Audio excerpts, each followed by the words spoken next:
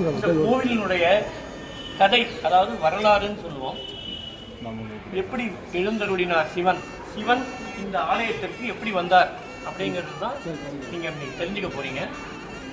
இங்க இருக்கிற மூர்த்திகள் பார்த்தீங்கன்னா, ஒரு முனிவர் உட்கார்ந்துருக்கிறாரு.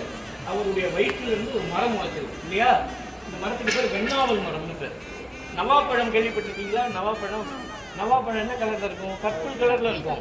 ஆனால் இங்கே வெள்ளை நிறத்தில் இருக்கு. ஏன் வெள்ளை நிறம் அப்படின்னா, வெள்ளை நிறம் தான் ஞானத்தை குறிக்கும். அதாவது அப்பழுக்கற்றது, சுத்தமானது. எந்த நிறம்? வெள்ளை நிறம் தான். வெள்ளையில் ஏதாவது அப்பழுக்கு இருக்குமா? இருக்காது. அதனால வெள்ளை நிறம் தான் ஞானத்தை குறிக்கும். அதனால இந்த தலத்திற்கு ஞானத்தலம்னு பேர், ஞான பூமின்னு பேர். என்ன பேரு? இந்த இடம் 2500 வருடங்களுக்கு முன்பு ஒரு வெண்ணாவல் காடா இருந்தது. இந்த காடு அதாவது வெண்ணாவல் மரங்கள் நிறைந்த ஒரு காடு. அது மட்டுமல்ல, தீவும் கூட. தீவுனா என்னன்னு தெரியுமா? தீவுனா ஐலண்ட், ஐலண்ட், இங்கிலீஷ்ல ஐலண்ட். அதாவது 2 புறங்களிலும் 2 பக்கங்களிலும் 2 நதி ஓடுது. ஒரு பக்கம் காவிரி நதி தெற்கு நோக்கி ஓடுது, இன்னொன்று கொள்ளிட நதி வடக்கு நோக்கி ஓடுது. இந்த கோயிலுடைய தெற்கிலையும் வடக்கிலையும் 2 நதி, இந்த காவிரி, இன்னொன்று கொள்ளிடம். நடுப்புற தான் நம்ம நின்றுட்டு இருக்கோம். அந்த இடைப்பட்ட இடத்துலதான் நிரம்ப வெண்ணாவல் மரங்கள் வைத்திருக்கக்கூடிய இடம். ஒரே ஒரு முனிவர் மட்டும்தான் இங்க இருந்தாரு. அந்த முனிவர் பேர் ஜம்பு. ஜம்புங்கிறது ஒரு சான்ஸ்கிரிட் வேர்டு, சமஸ்கிருத வார்த்தை. ஜம்புனா ஜம்புனா என்ன அர்த்தம்? ஆமா, சமஸ்கிருத வார்த்தை. அர்த்தம் என்ன அப்படின்னா வெண்ணாவல், வெள்ள நவாப்பழம், ரைட்டுங்களா? அந்த மரம். அந்த அவர் பேரும் ஜம்பு தான், ஜம்பு மகிழ்ச்சி. அவர் தான் இங்க முதல்ல இருந்தார். அவருக்கு ஒரு வெள்ள நவாப்பழம் கிடைக்குது. அவர் தியானம் பண்ணிட்டே இருக்காரு. ஒரு நவாப்பழம் கிடைக்குது. சாமிகிட்ட போய் பொதுவாக நம்மளே அதாவது கிடைச்ச சிவனுக்கு நைவேத்தியம் பண்ணுவோம், பிள்ளையாருக்கு நைவேத்தியம் பண்ணுவோம், முருகருக்கு நைவேத்தியம் பண்ணுவோம் இல்லையா? அதனால இப்போ என்ன பண்ணுறோம், சிவனுக்கு நைவேத்தியம் பண்ணணும்னு நினைச்சிட்டு கைலாயத்துக்கு போகிறார். கைலாயம்ங்கிறது ஒரு மலை. அந்த மலையில தான் சிவன் எப்போதுமே இருப்பார். நேரம் அங்கே போயிட்டு எப்படி போனார் அப்படின்னா, அவங்களுக்கு மந்திரம் தெரியும், அட்டமா சித்தின்னு சொல்லுவோம். அந்த மந்திரத்தை பிரயோகப்படுத்தி கண் மூடி கண் திறக்கிறதுக்குள்ள எங்கே போயிடுறாரு? கைலாயத்துக்கு போயிடுறாரு. சிவன்கிட்ட பழத்தை கொடுக்குறார், சிவன் பழத்தை சாப்பிட்றார். விதையை நம்மளும் துப்புவோம் இல்லையா? அவரும் துப்புறார் சிவனும். உமிழ்ந்த அந்த விதையை அந்த முனிவர் சாப்பிட்டுட்டு சிவன்கிட்ட வரம் கேட்கிறார். என்ன வரம்னா, சுவாமி நான் வந்து ஏற்கனவே இந்த இடத்துல தான் வரேன், இந்த இடம் இந்த வெண்ணாவல் காட்டுலேருந்து தான் வரேன். இப்போ உங்களை பார்த்துட்டேன், நான் திருப்பி என்னோட இடத்துக்கே போகிறேன். எப்பப்பெல்லாம் தியானம் பண்ணி கண் முடிக்கிறேனோ, என் கண்ணுக்கு முன்னாடி நீங்கள் இது மாதிரி நீங்களும் கேட்கலாம். சிவன் போட்டுச்சு வரேன் அப்படின்னு சொல்லியிருந்தாரு. இப்போ முனிவர் இந்த இடத்துக்கு வந்து திருப்பி சிவனை நோக்கி தவம் பண்றார். தவம்னா என்ன? நம சிவாய சொல்லுங்க. நம சிவாய, நம சிவாய, நம சிவாய, நம சிவாய, நம சிவாய. இப்படி பண்ணிக்கிட்டே இருக்கார். வருட கணக்காக பண்றார். 10-15 வருஷம் பண்ணிட்டார். அந்த விதை என்னாச்சு? மரமா முழுக்க வந்து வயிற்றுல இருந்து. அந்த மரம் தான் இந்த மரம். சிவன் உடனே முடிவு பண்ணிடுறாரு, காட்சி தரணும்னு. கைலாயத்திலிருந்து புறப்பட்டு வரணும் இல்லையா? அப்போ அம்பாள் மூலமா ஒரு திருவிளையாடல் பண்றாரு. திருவிளையாடல்னா நாடகம். அம்பாள் 2 கண்ணையும் கொத்தி விளையாடுறா சிவனுடைய கண்களை. 2 கண்கள், ஒரு கண் சூரியன், இன்னொரு கண் சந்திரன். கண்ணை பொத்தினா என்ன இருட்டாயிடும் இல்லையா? உலகமெல்லாம் இருட்டாயிடுது. சிவன் நெற்றி கண்ணை படைக்கிறார். அம்பாள்கிட்ட சொல்றாரு, விளையாட்டுத்தனமா என் கண்ணை பொத்தின, உலகமெல்லாம் இருட்டாயிடுச்சு, அதனால பக்குவமே இல்லை, நெற்றிகளை படித்து விழுத்தத்தை கொண்டு வந்துட்டார் சிவன். அம்பாள் நீ பக்குவம் இல்லை, இவ்வளோ பக்குவம், என்னை கும்பிடு, நல்லா பக்குவம் அடைஞ்சிட்டு என்கிட்ட வா அப்படின்னா அம்பாள் கைலாயத்திலிருந்து புறப்பட்டு இங்கே வர. அந்த அம்பாள் தான் இந்த அம்பாள். என்ன பேரு? அகிலாண்டேஸ்வரினா அகிலம்னா உலகம், ஈஸ்வரினா நாயகி, உலகத்துக்கே நாயகி அகிலாண்டேஸ்வரி. நீங்க வந்து சிவனை பூஜை பண்ணோம் இல்லையா? லிங்கம் வேணும்ல, லிங்கம் இல்லை, தண்ணி தான் இருக்கு, மரம் இருக்கு. சிவன் இல்லாத இடம் உண்டா? எவ்விடத்தும் நீயாவது இல்லை. அப்படி வேற விதமா சொன்னா எல்லா இடத்துலையும் சிவன் இருக்கார். அப்ப தண்ணியிலையும் தானே இருப்பார். பஞ்சபூதங்கள்ல ஒண்ணுதான் நீர். இந்த உலகமே பஞ்சபூதங்களால செய்யப்பட்டது. நிலம், நீர், நெருப்பு, காற்று, ஆகாயம். சொல்லுங்க. நிலம், நீர், நெருப்பு, காற்று, ஆகாயம். அதுல ஒரு பூதம் நீர். காவிரி நதியிலிருந்து நீரை ஏந்திய வண்ணம் சிவனை நினைக்க நீரே லிங்கம் ஆயிடுச்சு. அந்த லிங்கம் இந்த சுவாமி பேர் என்ன தெரியுமா? ஜலகண்டேஸ்வரர். சொல்லுங்க. ஜலகண்டேஸ்வரர்.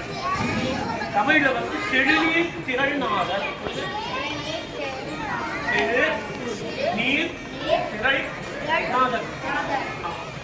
சுவாமி வந்துட்டார், அம்பாள் மூலமா வந்தார், இன்னொரு கண்ணை திறந்து பார்க்கிறார், சிவன் காட்சி தரார். இவங்க 2 பேருக்கு மட்டும்தானா? இன்னைக்கு நமக்கும் நாமளும் பார்க்கறோம்ல. 2500 வருடங்களுக்கு பிறகு இந்த நான் மட்டும் இல்லை, எல்லோரும் இந்த ஆலயத்துக்கு வந்து இந்த சிவனை பார்க்கறாங்க. நாங்க 2 பேரை தவிர, அதாவது முனிவரையும் அம்பாளையும் தவிர 5 பிராணிகளும் வழிபட்டிருக்கு. வெள்ளை யானை, வெள்ளை யானை, 4 கொம்பு உடைய வெள்ளை யானை. சொல்லுங்க, அதுக்கு பேர் நாற்போட்டு நாகம். சொல்லுங்க. ஆமா, அந்த நாற்போட்டு நாகம் ஆகிய வெள்ளை யானையும் சிலந்தியும் இந்த சிவனை பூஜை பண்ணிருக்கு. அவங்க 2 பேரும் சண்டை வந்தது. யார் பூஜை பண்ணியது? சிலந்தி வலை பின்னுது. ஏன்? மாட்டு கையில் தானே சிவன் இருக்க. வலை பின்னி எதை விடக்கூடாது. யானைக்கு பிடிக்கல. யானை ரொம்ப தூய்மையான விலங்கு. எப்படி தூய்மையானது? எங்கேயாவது அடிக்கிறதோ அது எல்லாத்தையும் காடி எடுத்துரும். இந்த வலையை பிச்சுடுது யானை. சிலந்தி இன்னொரு வலை பின்னது, திருப்பி யானை பிக்குது. கோபம் கொண்ட சிலந்தி யானை தான் வேணுமே பண்ணுதுன்னு சொல்லிட்டு குதிரைக்குள்ள வந்து கடிச்சிடுது. கடிச்ச உடனே கொசு கடிச்சா நம்ம இப்படி படிப்போம்ல, கொசு சாகடிக்கணும் மாட்டேங்கிறோம் இல்லை, வலி தாங்க மாட்டான் கிடைக்கும். அது போல வலி தாங்க மாட்டார் யானை அடிச்சு. சிலந்தியும் இறந்துருக்கு. சிலந்தியால கடிபட்ட யானையும் சிவன் என்ன பண்றாரு தெரியுமா? யானைக்கு மோட்சம் கொடுக்குறாரு. மோட்சம் என்ன தெரியுமா? மீண்டும் பிறக்க வேண்டாம் சொல்லுவோம். சிலந்திக்கு மறுபடியும் கொடுக்கிறார். ஏன் தெரியுமா? 2 காரணம். அது யானையை கொண்டது இல்லை, கடிச்சு. இன்னொன்று அதனுடைய பூஜை வந்து வெளிப்பட பிடிக்கல, கவலை. ஆனால் சிவன் அந்த சிலந்திய ராஜாவாக்கி இந்த லிங்கத்துக்கு ஒரு கோயில் எடுக்க வைக்கிறார். அந்த கட்டப்பட்ட கோயில் தான் இந்த கோவில். ராஜாவினுடைய பேர் என்ன தெரியுமா? கோச்செங்கச்சோழர். சொல்லுங்க. அவர் தான் அந்த கோயிலை கட்டினார். அவருக்கு தெரியும் தான் போன பிறவையில என்னவா இருந்தோன்னு, சிலந்தியா இருந்தோன்னு. அப்ப எது தொந்தரவு பண்ணிட்டு? யானை தொந்தரவு பண்ணிட்டு. அதனால யானையே உள்ள வரக்கூடாதுன்னு யானை புகா முடியாதபடிக்கு ஒரு கோயிலை கட்டுறாரு. அதனால இன்னைக்கும் நம்ம சிவனை பார்க்கும்போது எப்படி போறோம்? குனிஞ்சுதான் போறோம். யானையால போக முடியுமா? போக முடியாது. அதனால இதுக்கு பேருக்கு இன்னொரு பேர் வச்சிருக்காங்க இந்த கோயிலுக்கு. என்ன பேர் தெரியுமா? தந்தி புகா வாயில். சொல்லுங்க. தந்தினா யானை, புகானா நுழைய முடியாத, வாயில்னா நுழைவாயில், என்ட்ரன்ஸ். இதுதான் இந்த கோயிலுடைய வரலாறு. ஒரு பாட்டு ஒன்று சொல்லுவோம். அந்த பாட்டை சொல்லி சிவனுக்கு நம்முடைய வணக்கத்தை செய்வோமா? திருச்சிற்றம்பலம். திருச்சிற்றம்பலம். பானைக்காவில் வெண்மதி மல்கு புல்கு வார்சடை தேனைக்காவில் இன்மொழி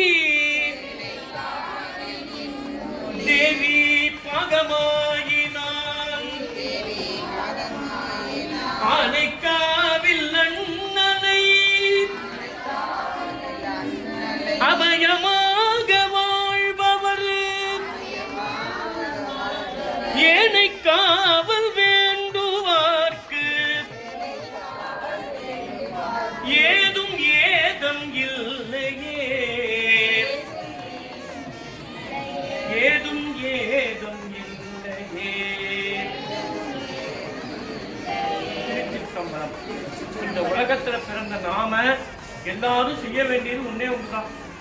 என்ன அப்படின்னா, சிவனுடைய நாமத்தை தினமும் சொல்லணும். என்ன சொல்லணும்? தினமும் எதை சொல்லணும்? சிவனுடைய நாமம் என்ன தெரியுமா? நமச்சிவாய. அது ஒரு தடவை சொல்லிடுவோமா? நமசிவாய,